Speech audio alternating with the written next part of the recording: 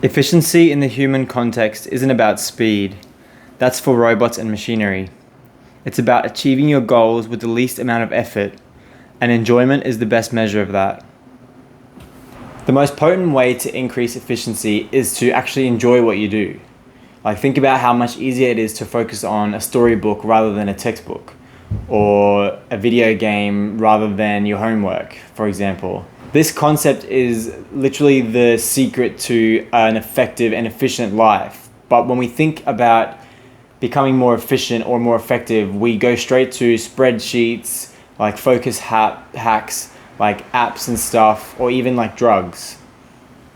But this is completely backwards, right?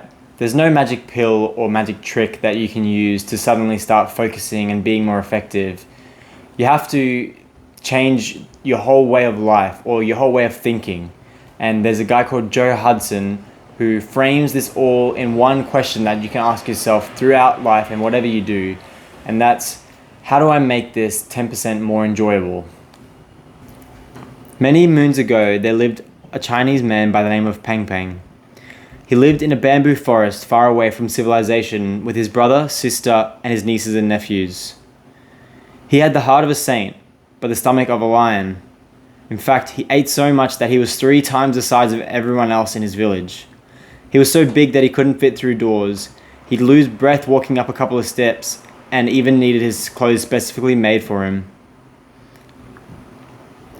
His family started to get concerned for his health, but after years of pleading, they finally convinced Pang Pang to go visit the village doctor. "What is the thing you love the most in your life?" the doctor asked. "Without a doubt, my nieces and nephews," he replied. "There is nothing I love more than to play games with them." "Well then, if you would like to see them grow old, you must begin to exercise.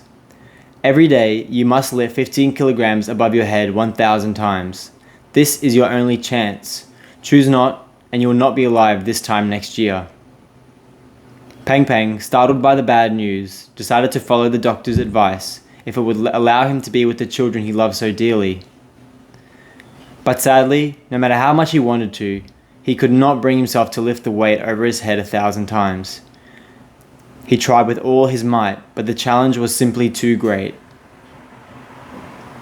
One day, his nieces and nephews came over and said, "Uncle, since you will not live much longer, will you throw us up in the air like you used to when we were young? Please?" He smiled and a tear rolled down his cheek. "There is nothing I would rather do, little ones." So from sunrise to sunset, Pang Pang threw his nieces and nephews in the air and caught them some 1,000 times without even breaking a sweat.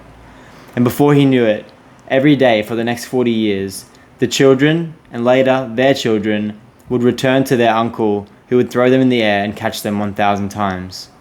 Efficiency, I think we'd agree, is basically trying to get more out than you put in, or trying to get more out for the effort that you put in, right? And there's no better way to do this than doing something that you enjoy, which is what Joe Hudson's whole concept is about. It's like you squeeze a lemon with less effort, but you get more juice out. That's sort of the idea here, and that's why the Chinese man from the story could throw his nieces and nephews in the air 1,000 times, even though he couldn't lift the same weight above his head 1,000 times. Because when you do something that you enjoy, you don't even realize that you're doing something that's hard, right? And this is why it's so important for us to figure out what it is that we enjoy, or what are the things about our lives or our jobs that we enjoy, and how can we double down on that? This is so incredible to me because it's basically like creating something out of thin air. It's like creating energy out of thin air. It's the closest thing we have to it. Like, if you have 2 people and it's the same task, but one of them enjoys it more, they will dominate because they don't actually have to expend as much energy and might and like discipline to be able to do it. It just comes naturally to them. And this is why you can't force yourself through that pain of not really enjoying what you're doing. You can do it for a short term, but in the long term, you really need to figure out what it is that comes easy to you, that comes natural to you, that you enjoy doing. And that's something that you can do over and over again. Like, I always give this example with exercise. Like, if you wanted to lose weight, you have to find exercises or a plan that you actually enjoy. Otherwise, you'll never be able to do it. Same with the diet. Same with anything. I don't want to further complicate this advice.